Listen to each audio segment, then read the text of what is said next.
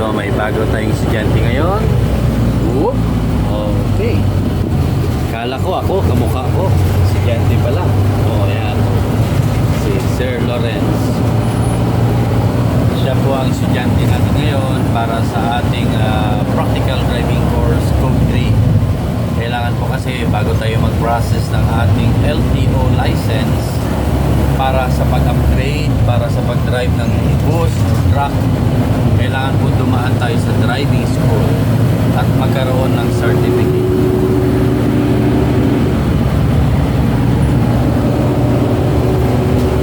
So as of now po, nagkakaroon tayo ng driving para siya ay bigyan ng skills.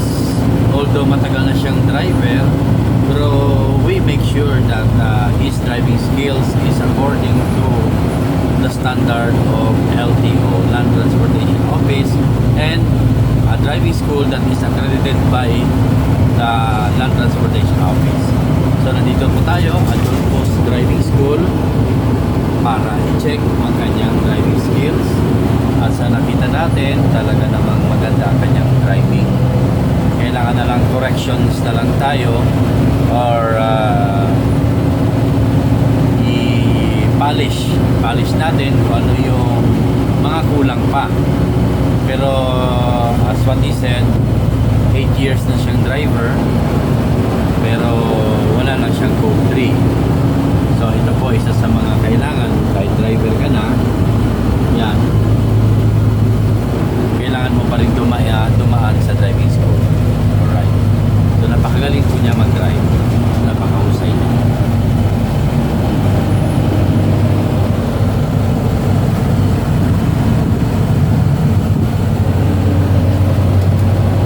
So maya-maya lang po ng konti, pwede na natin siya bigyan ng certificate para ma-process niya na yung kanyang driver's license para sa Code 3 upgrading. Meron na po kasi siyang Code 1 and Code 2 sa kanyang driver's license at more than 5 years na siyang professional.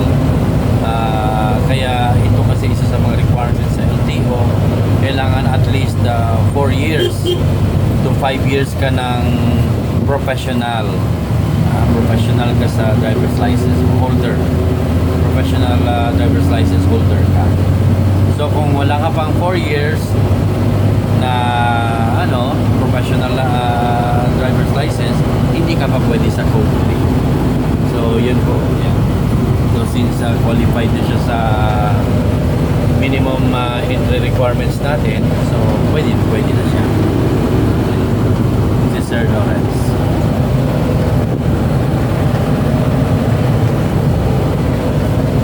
Anong masasabi niyo sir sa training? Maganda sir, tapos lahat ng dapat matutunan ay natutunan natin.